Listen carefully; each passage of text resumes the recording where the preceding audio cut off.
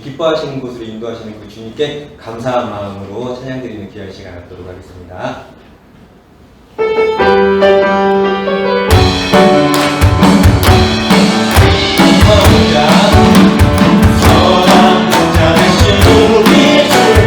감사 인도하시고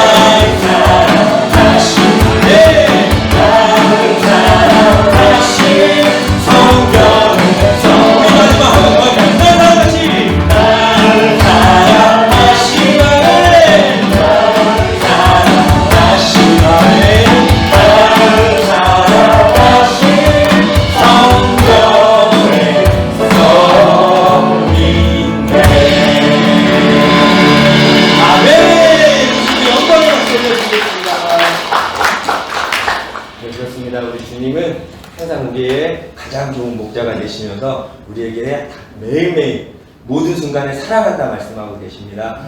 우리는 그런 주님을 평생에 따라가면 어떤 일들이 있고 우리가 주님을 따라가면 주님이 얼마나 우리에게 복 주시고 평안을 주시는지 마지막 찬양으로도 고백하는 시간 갖도록 하겠습니다.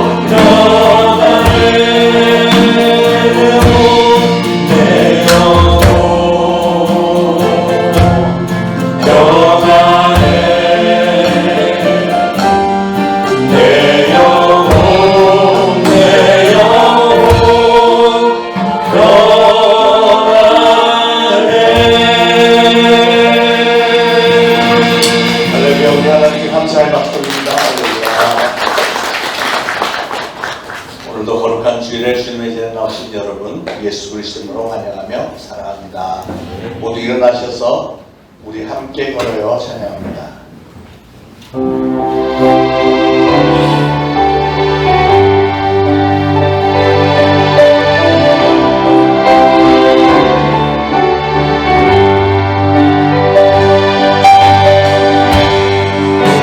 함께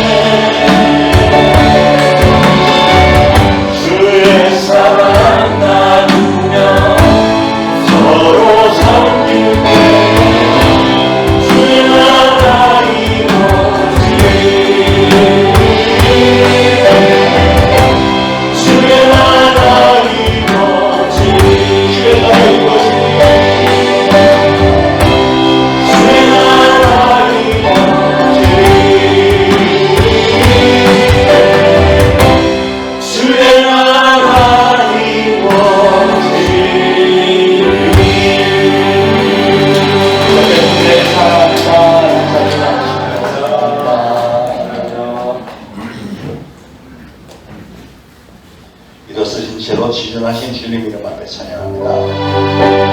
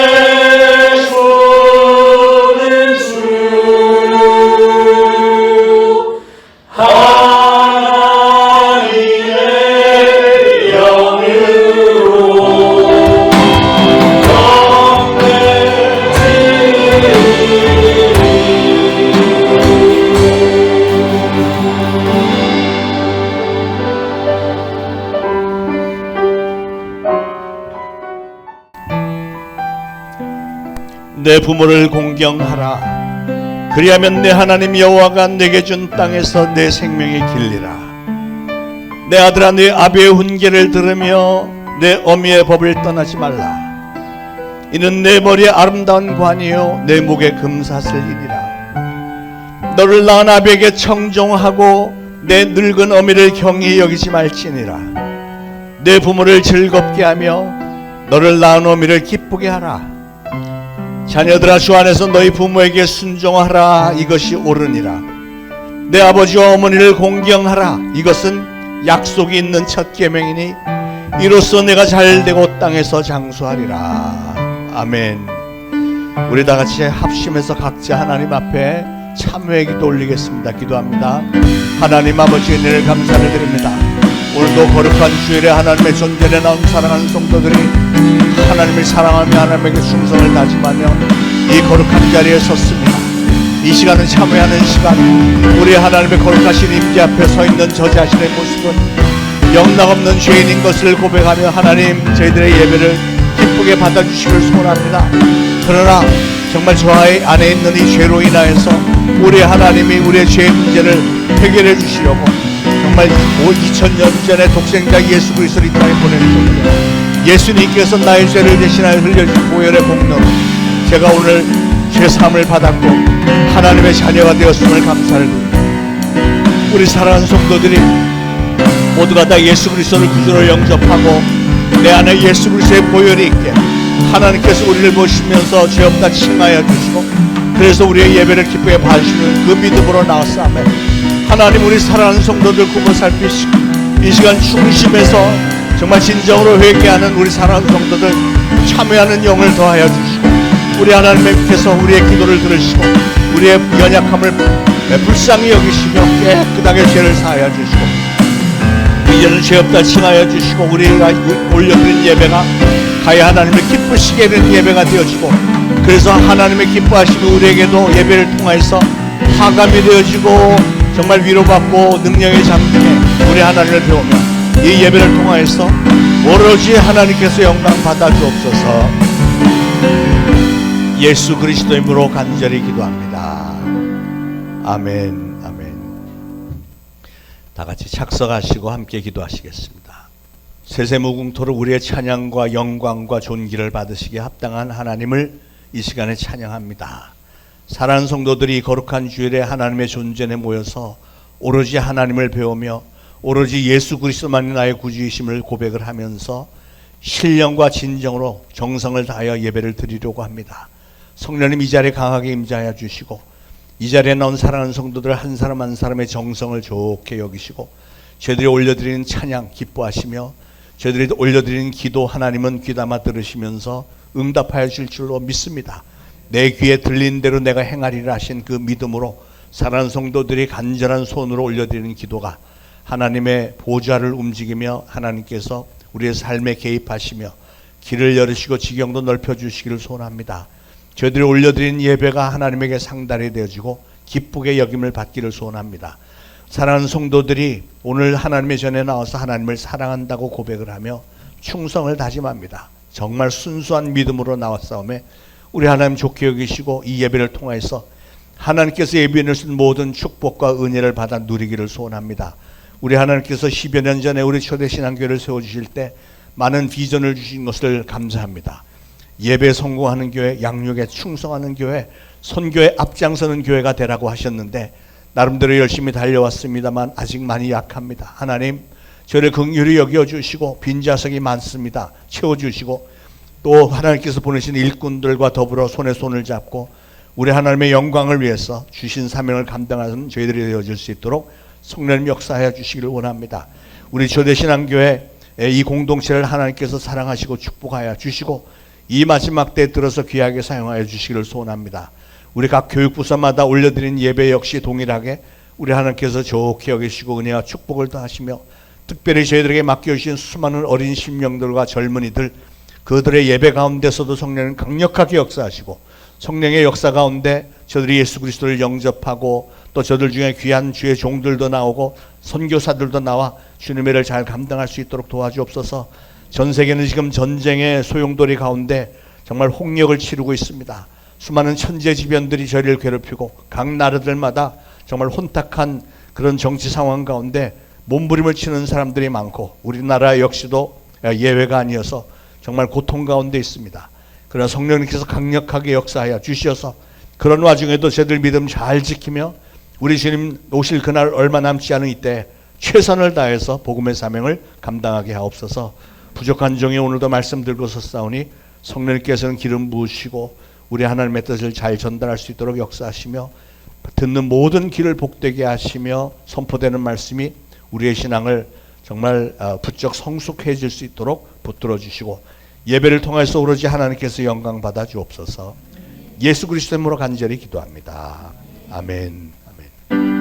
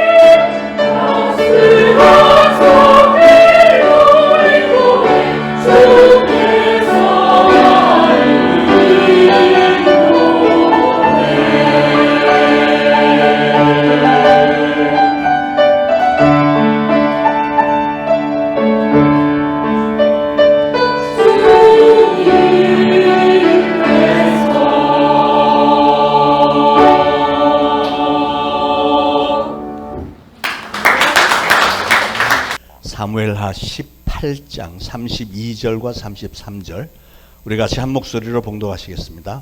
왕이 구스 사람에게 묻되 젊은 압살롬은 잘 있느냐? 구스 사람이 대답하되 내 주 왕의 원수와 일어나서 왕을 대적하는 자들은 다 그 청년과 같이 되기를 원하나이다 하니 왕의 마음이 심히 아파 문 위층으로 올라가서 우니라. 그가 올라갈 때 말하기를 내 아들 압살롬아, 내 아들 압살롬아, 차라리 내가 너를 대신하여 죽었더라면 압살롬 내 아들아 하였더라. 아멘. 5월은 가정의 달로 지난 주일에는 복받는 가정의 원리에 대해서 말씀드렸고요. 오늘은 자녀를 향한 아버지의 사랑에 대해서 말씀을 전하려고 합니다. 성경은 하나님을 가리켜 아버지라고 부릅니다. 그래서 우리가 가진 이 아이디얼 father image, 이상적인 아버지에 대한 선입관은 하나님의 속성을 이해하는 데 아주 중요한 역할을 합니다. 저는 오늘 다윗과 그의 아들들과의 사이에서 벌어진 사건들에 나타난 아버지 다윗의 모습을 통해서 하나님 아버지의 심정을 헤아려 보려고 합니다. 사무엘하 13장 이하에 계속되어지는 이 사건들을 보면 마치 사극을 보는 것처럼 아주 흥미진진하면서도 우리의 마음을 아주 저리게 만드는, 한편으로는 폭력적이고 비극적이고 슬픈 사건들 안에서 그런 와중에도 아들을 향한 아버지 다윗의 사랑을 우리가 볼 수 있습니다. 다윗은 이스라엘의 왕으로 여러 명의 아내와 후궁을 거느렸고 그러다 보니까 자녀들이 많이 있었습니다. 그 중에 암논이라는 아들이 이복 여동생 다말에게 음욕을 품었고요. 마침내 계략을 꾸몄는데 병이 들어서 아픈 척하면서 아버지 다윗 왕에게 말하기를 여동생 다말이 손수 음식을 만들어 가지고 오면 내가 낫을 것 같아요 하면서 다말로 하여금 자기 병문안을 오도록 해달라고 요청을 했습니다. 다윗은 아무 의심도 없이 그 요청을 승낙을 했고 다말은 이복 오빠 암논의 거짓병을 간호하기 위해서 암논의 집에 갔다가 그만 강간을 당하고 말았습니다. 그런 후에 암논은 다말에게 야 너 꺼져 얘가 하면서 종들을 시켜서 다말을 내쫓았습니다. 정말 악한 사람이죠. 하나님의 마음에 합한 사람이라고 했던 다윗에게서 어떻게 그렇게 악한 아들이 나왔는지 정말 기가 막힌 일이죠. 그런데 이 사건은 거기서 멈추지 않습니다. 역사가 항상 그렇듯이 한 가지의 죄는 그 다음에 복수극으로 이어지고요. 그리고 나면 점점 더 커다란 죄로 진전이 되는 게 인간의 역사잖아요. 다말에게는 압살롬이라는 친오빠가 있었는데 압살롬은 이복형 암논이 자기의 누이 다말을 천륜을 어기는 악한 짓을 저질렀다는 것을 나중에 알게 됐습니다. 게다가 더욱 화가 나는 건 아버지 다윗 왕의 처사 다윗 왕이 아무 일도 안 하는 거야. 암논이 자기 여동생을 그렇게 말도 안 되는 짓을 했는데 아버지 다윗은 아무 일도 없었던 것처럼 그냥 지나가는 거예요. 만약에 다윗이 암논에게 어느 정도 징계 처분을 했더라면 압살롬의 원한이 좀 누그러들었을지도 모르겠는데 아버지 다윗 왕은 암논이 다말에게 행한 짓들을 빤히 알고 있으면서도 정말 이상할 정도로 아무런 징계도 하지 않는 겁니다. 그래서 압살롬은 너무나도 분해서 이 암논 내가 복수하겠어 그렇게 앙심을 품고 2년 동안 칼을 갈다가 드디어 암논을 죽일 날을 정했습니다. 그날이 온 나라가 양털을 깎는 날이었는데 압살롬은 잔치를 계획을 했고요. 그 잔치에 다윗의 왕자들을 전부 다 초청을 했습니다. 암논을 비롯한 모든 왕자들이 그 잔치에 참석을 했는데 암논이 술에 취해서 즐거워할 때 압살롬은 사환들을 시켜서 그 암논을 죽여버립니다. 다윗의 가정에 여러분 큰 풍파가 찾아온 겁니다. 딸이 다른 아들에게 강간을 당하더니 이제는 아들 압살롬이 그 이복형을 죽여버린 거예요. 하나님의 마음에 합한 자라고 불렸던 다윗의 집안에 어쩌다가 이런 풍파가 생겼을까요?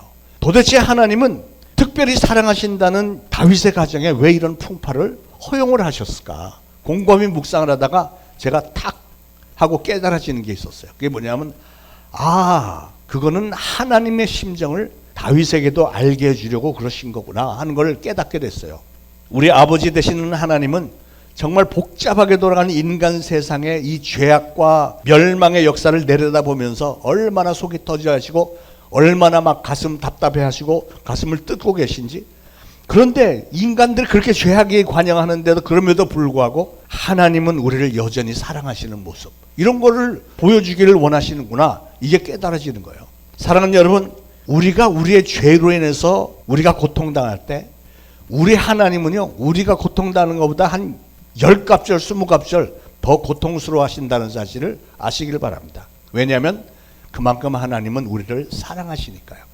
자, 이복형 암논을 죽이는 살인죄를 저지르고 나서 압살롬은 멀리 그술왕 암미홀의 아들 달메게로 도망갔습니다. 왜 글로 갔을까? 거기는 블레셋 땅인데.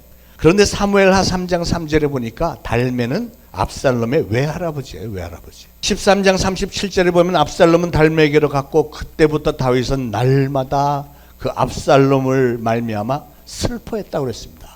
여러분, 아들이 압살롬이 다른 아들을 죽이고 난리를 편 다음에 도망을 갔는데 이상하게도 다윗은 압살롬을 미워하는 마음보다는 압살롬 아들을 그리워하고 제가 죄를 저질러 놓고 얼마나 마음이 아플까 하면서 오히려 다윗이 더 슬퍼했다는 거예요. 그만큼 다윗은 아들 압살롬을 사랑했던 겁니다. 이게 바로 오늘 죄인된 우리를 향하신 하나님의 사랑이라는 사실을 아시길 바랍니다. 하나님은 우리의 죄는 그토록 미워하시지만 그래도 여전히 우리를 사랑하시기 때문에 이제나 저제나 우리가 두 손 들고 항복하고 하나님 앞에 나서 회개하면서 하나님 앞에 돌아오기를 기다리는 하나님의 심정을 오늘 우리는 다윗의 모습을 통해서 우리가 발견할 수 있습니다. 그런데 여러분, 오늘 말씀을 가만히 묵상을 해보면 죄를 지은 압살롬도 물론 마음이 많이 힘들었겠지만 사실은 아무런 죄를 지지 않은 아버지 다윗이 압살롬보다 훨씬 더 큰 고통 중에 있는 걸 보게 됩니다. 다윗은 압살롬을 늘 생각하면서 마음 아파했습니다. 아버지들은요, 진정한 아버지들은 아들, 딸들을 생각하면 미안한 마음이 있고 아픈 마음이 있는 거예요. 이게 바로 아버지 마음이에요. 저도 두 아들을 둔 아버지로서 아들들을 생각할 때마다 또 특히 제가 같이 있지를 못하니까 지금 7년째 보지 못하고 있는 우리 아들과 그 손녀딸들 생각하면 간간히 어려운 일을 만났다는 소식을 들을 때마다 얼마나 마음이 아픈지 모르겠어요. 그런데 우리 하나님도 그러시더라고요. 정작 죄인인 우리는 아무렇지도 않게 사는데 아무런 죄가 없으신 하나님은 우리 인간들의 죄 때문에 얼마나 고통스러워 하시는지 모릅니다. 그래도 우리가 잘못했다고 하면서 하나님 앞에 나와서 제대로 회개만 한다면 다 용서를 해주시고 다시 자녀의 위치를 회복시켜 주시겠는데 문제는 인간들이 회개하지를 않는다는 게 이게 문제죠. 회개하기를 싫어해요. 사랑하는 여러분, 혹시 여러분에게 오늘 하나님 앞에 송구스러운 부분이 좀 있으시다면 주저하지 마시고 오늘이 너무나도 좋은 기회니까 이 좋은 기회에 하나님 앞으로 나와서 회개하는 용기를 가지시기를 축원합니다. 다윗의 신복 중에 요압 장군이 다윗을 이렇게 보니까 다윗이 그 아들 압살롬 때문에 매일매일 순간순간마다 괴로워하고 있는 걸 본 거예요. 이 충신 요압이 그래갖고 안 되겠다. 아들 압살롬을 돌아오게 해야 되겠구나. 다윗을 위해서 이런 마음을 품고 지혜를 짜내서 압살롬을 돌아오도록 만들었습니다. 그런데 여러분, 여기에 문제가 있어요. 그 문제가 뭐냐면 죄를 지은 압살롬은 회개하지도 않았는데, 회개할 생각 꿈에도 없는데 그냥 용서를 해줘 버린 거예요. 죄를 지은 사람이 회개를 하지 않았는데 용서를 해줘 버리면 어떤 일이 생기냐면 이제 그 사람은 죄에 대해서 별 부담이 없어져 버리니까 계속해서 죄를 지는데 그 다음 단계는 더 큰 죄를 서슴지 않고 짓게 되는 법이에요. 압살롬이 회개하지도 않았는데 다윗이 사랑하는 마음으로 일방적으로 그냥 용서를 해줘 버리니까 압살롬은 고마워하기는커녕 이제는 더 악해져서 오늘 우리가 봉독한 말씀대로 아버지의 왕좌를 빼앗기 위해서 전쟁을 일으키는 거예요. 전쟁을 일으켜서 아버지를 죽이고 자기가 왕이 되겠다는 거예요. 이게 인간의 죄성입니다. 죄를 용서해 줬으면 고마워해야 되는데 그러지 않고 오히려 더 악한 짓을 서슴지 않고 저지르는 게 이게 인간의 죄성에 들어있는 거예요. 그런데요, 성경에 보니까 압살롬은 외모가 아주 잘생겼다고 그랬어요. 이스라엘 전국에서 압살롬처럼 아름다운 사람이 없었다고 그랬어요. 특별히 압살롬은 머리숱이 많은 게 매력이었습니다. 압살롬은 사람들의 마음을 도적질하는 계략을 썼습니다. 매일 아침마다 성문길 옆에 딱 나가서 서서 매일매일 왕에게 재판 받으려고 오는 사람들 중간에서 다 가로채는 거예요. 왕이 오늘은 재판관을 안 세웠으니까 내가 재판해 줄게. 이래가면서 백성들을 자기가 재판해 주겠다는 거예요. 그러면 사람들이 왕자니까 그냥 그 왕자에게 막 절을 하려고 하면 절을 하지 마세요. 그럴 필요 없어요. 막 허그하면서 막 입을 맞춰가면서 막 그 사람들의 마음을 도적질을 합니다. 말하자면 선거운동하는 거예요. 4년 동안 매일매일 나와서 선거운동을 한 겁니다. 그들의 마음을 도적질했습니다. 그렇게 4년 동안 수많은 백성들의 마음을 도적질을 하고 나서 압살롬이 아버지 다윗 왕에게 와서 저를 헤브론으로 보내주시면 거기서 제가 하나님을 섬기겠습니다. 이렇게 해서 다윗은 아무 생각 없이 그렇게 좋은 생각이다 하고 보냈고요. 압살롬은 자기와 손잡을 사람들을 헤브론으로 다 불러 모았습니다. 여러분, 다윗은 참으로 어질고 모든 백성들로부터 존경을 받는 왕이었는데 정말 신기하게도 이상하게도 압살롬이 이렇게 악한 마음을 품고 사람들의 마음을 도적질을 하고 계략을 하고 공작을 꾸미니까 놀랄 정도로 많은 사람들이 다윗에게 등을 돌리고 압살롬 편에 서는 거예요. 기가 막히죠. 그러다가 드디어 압살롬이 쳐들어온다는 보고를 받았습니다. 그때 다윗은 순간적으로 신하들에게 명령하기를 모두 다 일어나 도망하자 하고 다윗과 일행은 그냥 곧바로 도망쳐서 광야로 나갔습니다. 근데 이게 정말 이해가 안 되는 부분이에요. 생각을 해보세요. 아니, 아무리 압살롬이 인기가 있었고 수많은 백성들이 압살롬 편에 섰다고 해도 다윗은 여전히 든든한 정예 부대를 갖추고 있었고요. 또 다윗에게는 자기를 왕으로 기름 부어주셨고 전쟁 때마다 승승장구하게 인도해 주셨던 하나님이 자기 편에 서 계신데, 그리고 실질적으로 나중에 전쟁 싸움에 붙었을 때 상대가 안 되게 다윗 쪽이 이겼잖아요. 그러니까 다윗이 원래부터 훨씬 더 강했던 거예요. 다윗이 다 알고 있었을 텐데 그런데 왜 다윗은 갑자기 궁을 버리고 다 도망을 가버렸을까? 왜 그러냐면 다윗은 아버지였으니까요. 아버지의 마음. 아마 이런 생각을 했을 것 같아요. 내가 압살롬하고 전쟁을 했다가는 압살롬이 죽겠구나. 자기가 아들하고 전쟁해서 아들을 죽여버리고 싶지 않잖아요. 그래서 그 전쟁을 피하기 위해서 다윗은 다 끌고 도망가 버리는 거예요. 이게 바로 아버지의 마음이에요. 자기의 왕좌를 내어주는 한이 있더라도 아버지 다윗은 아들에게 그 어떠한 피해도 주기를 원치 않는 마음. 이게 바로 아버지의 심정이에요. 오늘 가정의 달에 제가 아버지에 대해서 말씀을 전하는데, 그래서 여러분도 최소한 다윗의 이런 마음을 본받으시길 바랍니다. 자, 많은 우여곡절 사건들 거두절미하고 본론으로 이제 들어가겠습니다. 드디어 다윗의 군대와 압살롬의 군대가 싸우게 됐습니다. 그런데 전쟁에 나가기 전에 다윗이 군사들을 모아놓고 당부를 합니다. 내 아들 압살롬을 너그러이 대해달라. 이게 무슨 뜻일까요? 내 아들 압살롬을 너그럽게 대해달라. 죽이지는 말아달라, 그 얘기잖아요. 그래 마침내 전쟁이 일어났습니다. 압살롬이 노새를 타고 폼을 잡고 막 그 긴 머리 장발 펄럭거리면서 막 폼 잡고 달리다가 상수리 나무 아래를 지나는데 나무 가지가 이렇게 있는데 머리가 펄럭거리니까 이 머리가 여기 엉켜버렸어요. 노새는 그냥 갔는데 압살롬은 머리가 이게 나무에 걸려갖고 대롱대롱 매달려 있으니까 요압 장군이 그 보고를 받고 창을 들고 달려가서 죽여버렸습니다. 요압의 부하들이 압살롬을 에워싸고 완전히 난도질을 해버렸어요. 근데 그것도 모르고 다윗은 성에서 소식을 기다립니다. 드디어 전령이 한 사람 달려와서 하나님께서 왕을 대적하는 자들을 붙여주셨습니다. 싸움에 이겼다는 거죠. 그러나 지금 다윗이 제일 궁금한 거는 전쟁에 이겼느냐 졌느냐, 이게 궁금한 게 아니에요. 다윗이 무슨 질문하죠? 압살롬이 잘 있느냐? 압살롬이 잘 있느냐? 이 전쟁 중에 오로지 다윗의 총집중한 관심은 내 아들 압살롬이 괜찮을까? 이거예요. 이게 아버지의 마음이잖아요. 두 번째 전령이 달려와서 승전의 소식과 함께 압살롬이 죽었다는 소식을 전했습니다. 그 소식을 들은 아버지 다윗의 반응이 어땠죠? 오늘 33절을 보니까 왕의 마음이 심히 아파 문 위에 있는 방에, 그러니까 성으로 들어가는 커다란 문 위에 있는 방에 올라가서 우니라. 저가 올라가면서 말하기를 내 아들 압살롬아, 내 아들 압살롬아, 내가 너를 대신하여 죽었더라면 압살롬 내 아들아, 내 아들아. 여러분, 비록 압살롬이 아버지 다윗을 반역을 했고 아버지를 죽이고 자기가 왕이 되려고 했지만 여전히 다윗에게는 사랑하는 아들인 거예요. 아들은 아버지를 죽이려고 했는데 아버지는 아들의 죽음을 슬퍼했다는 건 뭘 말해줍니까? 아버지를 죽이려고까지 했던 아들 압살롬의 죽음 앞에서 흘렸던 이 다윗의 눈물은 여전히 아들을 사랑하는 눈물이었습니다. 그 눈물에는 부모님만이 가질 수 있는 자녀에 대한 애틋한 사랑이 담겨 있는 거예요.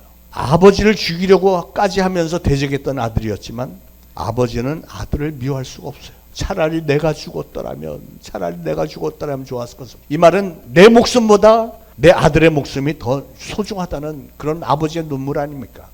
우리는 아버지를 반역했던 아들 압살롬의 모습에서 또한 대조적으로 아들의 죽음을 애통해야 하는 아버지 다윗의 모습에서 아주 중요한 교훈을 몇 가지를 보게 되는데요. 첫 번째는 아들 압살롬을 생각하면서 울부짖는 다윗의 모습은요, 자녀 교육을 제대로 시키지 못한 죄를 뉘우치면서 회개하는 모습입니다. 압살롬에게 주어진 환경과 여건은 과연 나쁘지 않았습니다. 생각해 보세요. 왕의 아들로 태어났으니까 모든 부와 권력과 능력과 재능 다 주어졌습니다. 그의 신체는 건강하고 외모도 뛰어나서 이스라엘 전체 중에서 제일 잘생겼다고 그랬어요. 발바닥부터 정수리까지 전혀 흠이 없었다고 그랬습니다. 최고의 축복 가운데서 자랐지만 압살롬은 그런 축복들을 악용을 했고요. 자만심과 또 욕심에 빠져서 엄청난 죄들을 저지른 거예요. 사랑하는 여러분, 압살롬의 모습은 오늘 이 세대를 살아가는 여러분의 자녀일 수도 있고요. 이 땅의 젊은 청년들일 수도 있습니다. 오늘날 이 땅의 청년들의 모습을 보세요. 그들은 우리나라 역사 그 어느 때보다도 훨씬 더 잘 먹고 잘 입고 부족함이 없이 지내고 있습니다. 그런데 또 어느 때보다도 더 좌절이 많고 고민이 훨씬 더 많은 게 오늘날 젊은이들 아닙니까? 그러니까 분명한 것은 이런 뭐 잘 먹고 잘 사는 거 이런 외적인 조건들로만으로는 우리 자녀들의 삶을 만족스럽거나 행복하게 만들지 못한다는 거예요. 보다 더 중요한 거는요. 저도 인생을 이제 얼만큼 살아보니까 제일 중요한 건 신앙입니다. 하나님을 향한 신앙이 제일 중요한 거예요. 이 땅에서 잘 먹고 잘 사는 것보다 중요한 게 하나님과 나와의 관계. 왜 오늘날 청소년들의 문제가 그렇게도 심각할까요? 밑바닥을 파헤쳐 보면 부모님들에게 문제가 있는데 부모님들이 자녀들을 양육할 때 내적인 신앙 같은 거 별로 관심이 없고 외적인 거 뭐 좋은 학교 들어가고 좋은 직장 들어가고 돈 많이 벌고 뭐 이런 거 세상적인 것에 더 많은 관심을 두고 자녀들을 키우고 있기 때문에 이런 현상들이 벌어지는 거예요. 사랑하는 부모님들, 이 험악한 세상에서 여러분의 자녀들 잘 교육시키기를 원하십니까? 그렇다면 반드시 하나님 중심 신앙 우선주의로 키우셔야 됩니다.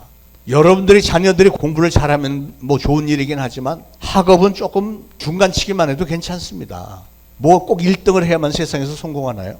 공부 잘하는 자녀들 중에 대학교 졸업하고 좋은 직장 잡고 결혼하고 나면 부모님들과 남남처럼 사는 자녀들 얼마나 많습니까? 오히려 세상적으로 잘 나가는 자녀들 중에 부모하고 담을 쌓고 지내는 사람들 많습니다. 여러분 학교 공부보다는 그러니까 인간 교육이 훨씬 더 중요한 거예요. 인간 교육 중에서도 최고의 인간 교육은 신앙 교육입니다. 여러분의 자녀들 신앙만큼은 그 누구에게도 뒤떨어지지 않도록 최선을 다하시길 바랍니다. 그렇게만 하신다면 다윗처럼 자녀들 때문에 그렇게 애통하며 절규하는 일은 없을 것입니다. 그런데 성경에 보면 다윗이 자녀들을 어떻게 양육했다는 신앙교육을 어떻게 했다는 얘기가 단 한 글자도 없어요. 좀 이상하지 않아요? 다윗은 정말 훌륭한 성군입니다. 하나님을 철저하게 잘 믿었고요. 용맹도 있었고 나라도 크게 번성시켰고 백성들도 편하게 잘 살게 만들었습니다. 그런데 성경을 읽다 보면 다윗에게 한 가지 치명적인 취약점이 있는데 그게 뭐냐면 다윗은 자녀 교육을 제대로 못했어요. 제 생각엔 아마도 나라를 신앙의 민족으로 잘 다스리는 데 전념하다 보니까 자녀들을 교육시킬 틈이 없어서 그런 것 아닐까요? 이런 변호를 제가 하게 됩니다. 왜냐하면 이건 저 자신을 위한 변호가 될지도 모르겠어요. 목회에 열중하다가 보니까 자녀들을 돌볼 겨를이 별로 없어서 저 두 아들 생각하면 늘 미안한 마음이 많습니다. 분명히 압살롬의 죽음은 압살롬 자신의 죄의 결과인 동시에 다윗 자신의 죄의 결과이기도 했습니다. 여러분 다윗이 그렇게도 괴로워했던 이유가 뭘까?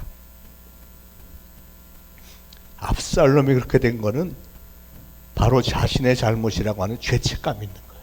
아, 내가 애들을 잘못 키웠구나. 죄책감이 있는 거예요. 다윗은 자녀 교육 면에서 많이 약했습니다. 자녀들이 잘못된 짓을 행하고 있는데도 아무런 징계나 훈육을 하지 않았고 그대로 방치했습니다. 여러분, 철저하게 규율을 세우지 못한 자녀 교육이나 잘못된 신앙 교육은 결국은 그 가정을 비극으로 몰고 가는 법입니다. 그렇기 때문에 다윗이 흘린 눈물은 바로 그런 자기 자신의 죄를 뉘우치면서 흘리는 회개의 눈물이었던 겁니다. 그런데 그렇게 위대했던 신앙인 다윗이 왜 그렇게 자녀들의 신앙 교육을 제대로 못했을까요? 아들들의 잘못에 대해서 왜 다윗은 한마디 훈계나 징계를 못했을까요? 왜냐하면 다윗은 자기 아들들의 그 잘못하는 모습을 보면서 옛날에 자기 모습을 본 거예요. 안 그래요? 무슨 할 말이 있겠습니까? 왜 다윗은 큰아들 암논이 자기 딸 다말을 강간한 것에 대해서 아무 징계를 못했을까요? 그거는 자기도 다윗 자신도 옛날에 우리아의 아내 바세바를 강간했거든요. 위계에 의한 강간이라고 요즘 그렇게 얘기하잖아요. 왜 아들 압살롬이 자기의 이복형 암논을 죽인 것에 대해서 다윗은 아무 말도 안 하고 징계를 하지 않았을까? 그건 자기도 우리아를 죽였잖아요. 그 밧세바를 자기 여자로 만들기 위해서 우리아를 죽여버렸어요, 다윗이. 그러니까 다윗이 아들에게 할 말이 없죠. 자기도 그렇게 했으니까. 사랑하는 부모님 여러분, 여러분의 자녀들을 잘 교육시키기를 원하십니까? 그렇다면 여러분은 여러분의 자녀들 앞에서 본을 보이셔야 됩니다. 신앙의 본을 보이셔야 돼요. 말로만 하는 것은 아무 소용없습니다. 말로만 하는 것은 잔소리로만 들리죠. 자녀들은 뭘 배우냐면 부모들이 하는 그대로 따라서 해요. 부모들이 하는 게 마음에 들지 않고 어린 시절에는 그게 그렇게도 싫었어도 자기가 그 나이 되면 자기도 모르게 똑같은 짓을 해요. 그게 왜냐하면 자기가 그걸 보고 자랐거든. 그걸 보고 자랐기 때문에 그게 정상적인 걸로 착각을 하고 그런 짓을 하는 겁니다. 그러므로 사랑하는 여러분, 자녀들 앞에서 신앙의 본을 보이셔야 됩니다. 집에서 늘 성경 말씀을 읽고 묵상하고 기도 생활을 하는 것을 자녀들 앞에서 다 보여주시고 실제로 그렇게 신앙적으로 사셔야 돼요. 여러분이 지금 여러분 자녀에게 올바른 신앙 교육을 시키지 않는다면 여러분도 언젠가는 다윗이 흘렸던 눈물을 흘려야 할 때가 오지 않을 거라고 누가 보장할 수 있겠습니까? 나중에 가서 다윗처럼 피를 토하는 회개에 눈물 흘리지 마시고 그때 가서 자식을 대신해서 죽겠다고 나서고 이러지 말고 지금 이 순간부터 여러분의 자녀들을 위해서 눈물로 기도하고 신앙으로 본을 보여가면서 신앙을 자녀들에게 양육하시기 바랍니다. 다시 말씀드리면 자녀들은 부모님이 하는 그대로 따라서 하게 돼 있어요. 좋은 일이든 나쁜 일이든 따라서 하게 돼 있습니다. 자, 이 사건을 통해서 배워야 할 교훈 두 번째는요, 내 인생은 나 한 사람만의 인생이 아니다라는 사실입니다. 아들 압살롬을 생각하면서 절규하는 아버지 다윗의 모습을 한번 생각을 해보세요. 전쟁 소식을 들고 달려온 병사에게 제일 먼저 물었던 질문이 뭐예요? 전쟁에 이겼니? 이런 건 안중에도 없었어요. 내 아들 압살롬은 잘 있느냐? 이거만 물어봤어요. 압살롬. 지금 다윗의 관심사는 자기 아들밖에 없는 거예요. 그런데 그 전령이 아들 압살롬이 죽었다는 소식을 전하자마자 다윗이 어떻게 해요? 내 아들 압살롬아, 내 아들 압살롬아. 이 짧은 문장 가운데서 압살롬의 이름을 3번을 불렀고요. 내 아들이란 말을 5번이나 했어요. 얼마나 뼈에 사무쳤으면 그랬겠습니까? 사랑하는 여러분, 여러분은 아버지 다윗이 압살롬 때문에 그렇게도 슬퍼하고 절규하는 마음을 이해할 수 있으세요? 우리는 다윗의 눈물과 절규 속에서 무엇보다도 자녀에 대한 부모의 지극한 사랑과 또 아버지 하나님의 사랑을 발견해야 됩니다. 오늘 다윗의 이런 모습을 보여주신 것은 하나님이 우리를 그만큼 사랑하신다는 걸 보여주시는 거예요. 도대체 무엇 때문에 다윗은 압살롬 같은 불효자 중에 불효 자식을 위해서 그토록 슬피 울었을까? 여러분, 사랑이라고 하는 것은요, 이 세상의 그 어떤 것으로도 계산이 되지 않는 겁니다. 상식에서 벗어나는 게 사랑이에요. 다윗은 자기 자신의 목숨이나 자기의 왕좌나 또 옳고 그런 것 따지는 그런 일보다도 아들을 사랑하는 다윗에게는 가장 중요한 것은 아들 압살롬의 생명이 중요한 거예요. 이게 바로 자녀에 대한 부모의 심정이고요. 동시에 저와 여러분을 향하는 하나님 아버지의 사랑하는 심정이더라 그 말이에요.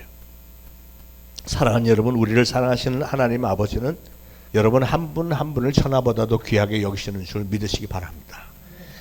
저는 다윗을 참 좋아합니다. 다윗은 하나님을 사랑하는 일에는 그 누구에게도 뒤지지 않았고요. 그의 온 삶은 그저 하나님으로 완전히 도배를 했던 사람입니다. 그런데 그렇게 하나님의 마음에 합했다고 했던 다윗에게서 어떻게 암논이나 압살롬 같은 이런 못된 아들들이 나왔을까? 압살롬은 자기 자신의 죄로 말미암아서 하나님의 심판을 받아서 그렇게 처참하게 죽기까지 했지만, 그러나 그의 처참한 죽음은 자기 한 사람의 죽음으로 끝나는 게 아니잖아요. 그의 영혼을 생각하면서 피를 토하는 것 같이 애통하는 이 부모님 다윗이 있지 않냐고. 사랑하는 자녀 여러분, 여러분이 지금 살고 있는 여러분의 삶이 과연 여러분의 부모님이 보시기에 자랑스러운 삶이십니까? 또한 우리 하나님이 바라보실 때 여러분의 인생을 괜찮게 생각하실까요? 여러분이 잘못될 때, 여러분이 그래서 고통을 당할 때 여러분을 극진히 사랑하시는 여러분의 부모님은 몇 갑절이나 고통스러워한다는 사실을 꼭 기억하시기 바랍니다. 여러분의 인생은 여러분 한 사람만의 인생이 아닙니다. 여러분의 생각과 여러분의 삶이 과연 하나님 보시기에 합당한 삶일까요? 우리가 잘못될 때 우리를 사랑하시는 우리 하나님 아버지는 과연 얼마나 고통스러워하실까요? 자, 이 사건을 통해서 배우는 세 번째 교훈은요, 자식을 생각하면서 애통하는 다윗의 모습에서 우리는 죄인된 우리를 향하신 하나님의 사랑을 알게 됩니다. 문 위에 방에 홀로 앉아서 차라리 내가 너를 대신하여 죽었더라면 하면서 억제할 수 없는 통한의 눈물을 흘리는 아버지 다윗은 생각만 그렇게 했을 뿐인데, 왜냐하면 압살롬은 이미 죽었고, 그래서 다윗은 압살롬 대신 죽을 기회가 없었습니다. 그러나 우리 예수님은 실질적으로 저와 여러분을 위해서 죽어주셨어요. 한 걸음 더 나가서 예수님은 자기를 모욕하고 조롱하고 자기를 십자가에 못 박는 자들을 위해서 하나님 앞에 기도까지 해줬어요. 하나님 아버지, 저희들의 죄를 용서하여 주옵소서. 저들은 지금 자기들이 무슨 일을 하는지 알지 못하나이다 하면서 변호하면서 기도까지 해줬어요. 예수님께서 십자가를 지시고 골고다를 향해서 이렇게 올라가실 때 많은 여자들이 가슴을 치면서 슬피 울면서 십자가를 따라갔다고 그랬습니다. 그때 예수님이 그 여인들을 향해서 뭐라고 말씀하셨죠? 예루살렘의 딸들아, 나를 위해 울지 말고 너희와 너희 자녀를 위하여 울라. 이게 무슨 뜻일까요? 예수님은 왜 그런 말씀을 하셨을까? 너희와 너희 자녀를 위하여 울라. 그것은 너희와 너희 자녀를 위해서 통곡하면서 기도하라는 뜻이잖아요. 기도하라. 사랑하는 부모님들, 여러분이 여러분의 자녀를 위해서 통곡하면서 눈물로 기도할 때 여러분의 자녀는 절대 망하지 않는다는 사실을 아시기 바랍니다. 울면서 기도하는 가정 절대로 망하지 않습니다.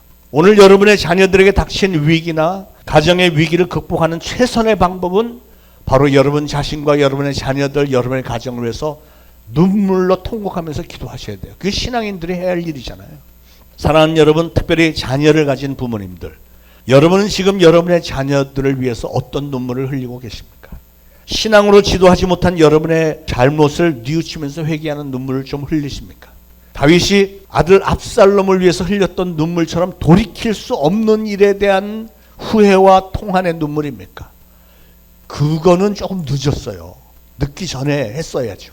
아니면 자녀들의 장래를 하나님에게 맡기고 하나님께서 그 자녀들을 올바른 길로 인도해 주기를 원하는 기도하는 그런 서원의 기도의 눈물입니까? 이런 게 필요해요.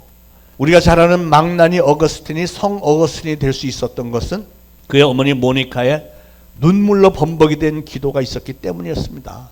다윗 가정의 비극이 우리의 가정이나 우리 교회에 일어나서는 안 되겠잖아요. 그러므로 여러분의 가정과 여러분의 자녀를 위해서, 또 우리 초대신앙교회를 위해서 눈물로 기도하는 여러분들 되시기를 바랍니다. 그렇게만 하시면 우리를 사랑하시는 하나님 아버지는 우리의 눈물을 보시고 우리를 항상 품어주시고 우리에게 길을 열으시고 우리에게 지경도 넓게 해주실 줄로 믿습니다. 사랑하는 여러분, 부모가 자녀를 사랑하는 것과 하나님께서 우리 인간을 사랑하시는 것은 아까 말씀드린 대로 세상적으로는 계산할 수조차도 없거니와 돈으로 뭐 이런 거 계산이 되는 게 아니에요. 논리적으로도 따질 수 없는 성격의 사랑입니다. 그냥 무조건적인 사랑.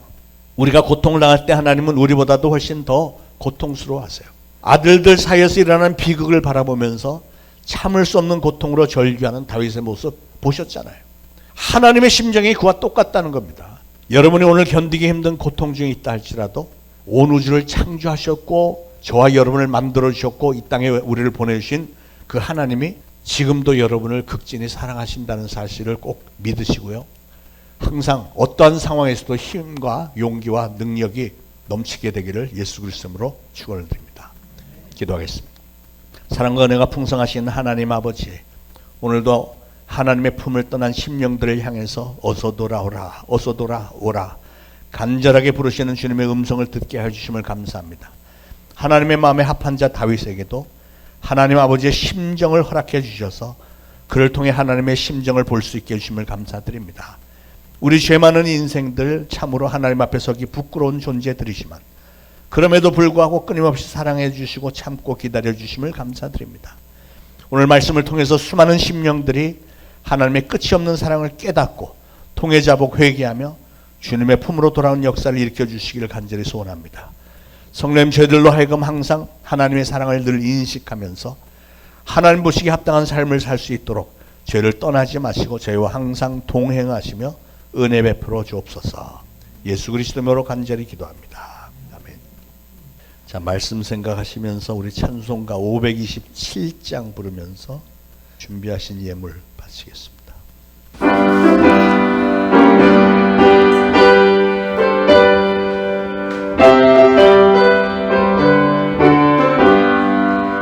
어서 돌아오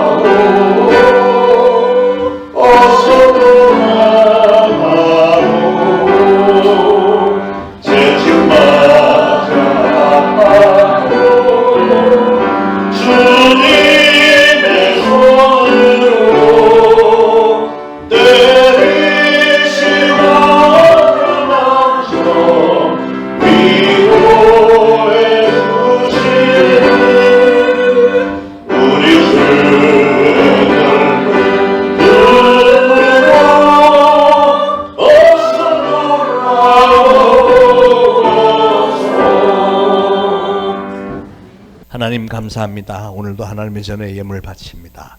바쳐진 예물이 주님의 나라 확장을 위해서 잘 쓰임받을 수 있도록 성령님께서 주장하여 주옵소서.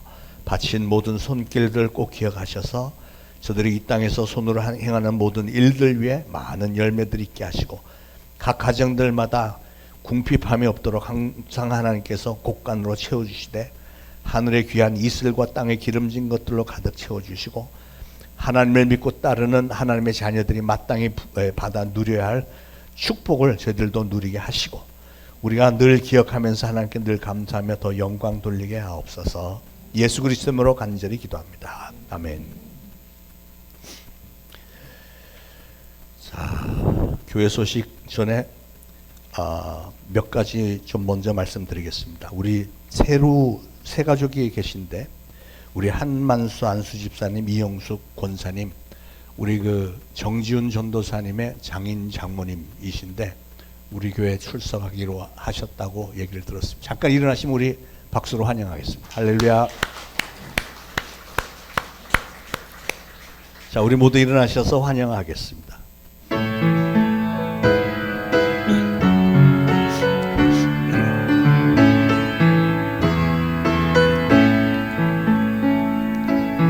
주님의 은혜로 살아가는 당신의 모습이 참 아름다워요.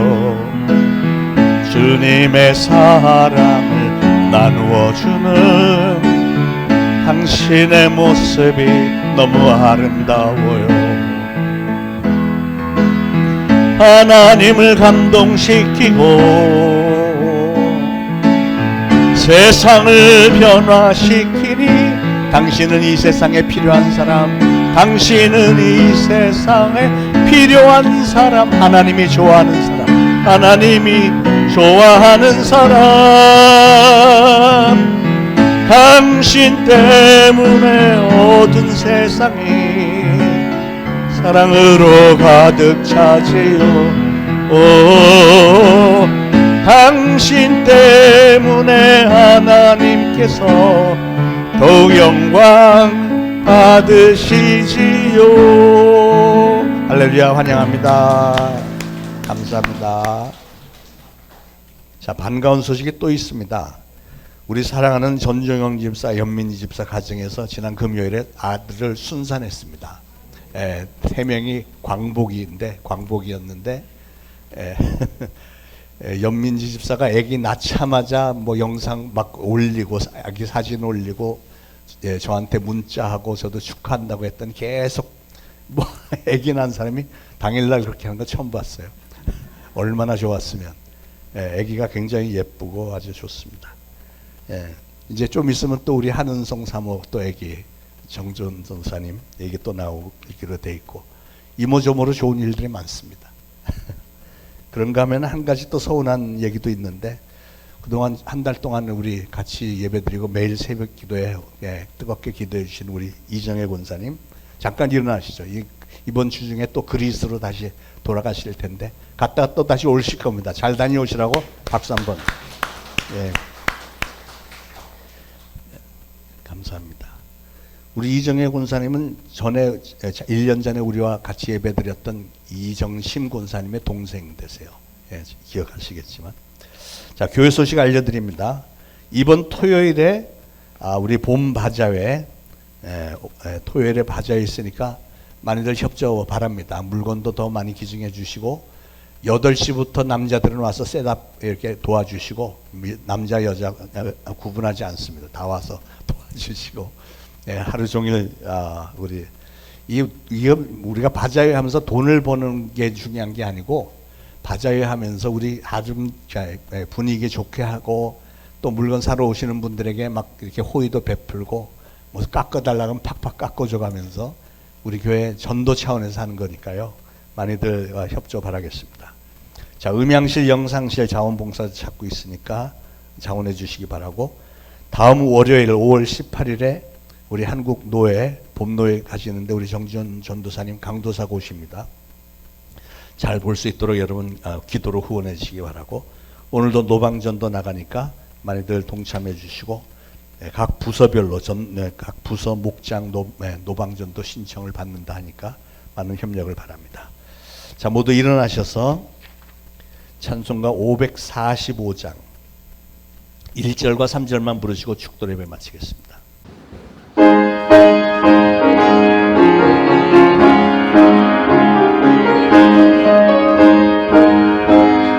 믿음의 무슨 관이 되었고 믿음만을 가지고 손을 벌리며 이 귀에 아무 소리 아니 들려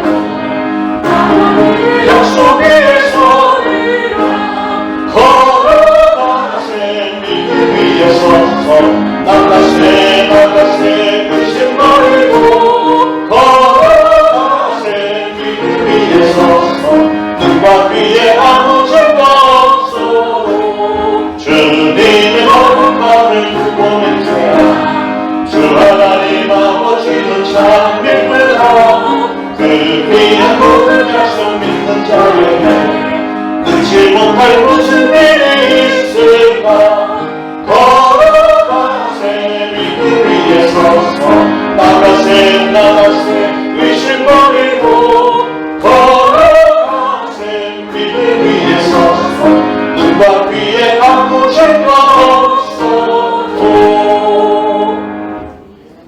이제 우러러 추원하옵기는 우리 구주 예수 그리스도의 무한하신 은혜와 하나님 아버지의 극진하신 사랑과 성령님의 감동, 감화, 교통, 위로하심이 오늘 거룩한 주일에 주님의 전에 나와 예배드리고 오늘 주신 말씀을 마음에 잘 새기고 이제 보내심을 받는 가정, 이웃, 직장, 사업장에서 예수 그리스도를 증거하는 사명을 잘 감당하겠노라 다짐하는 모든 성도들 머리 위에 이제로부터 영원토록 항상 함께 있을지어다. 아멘.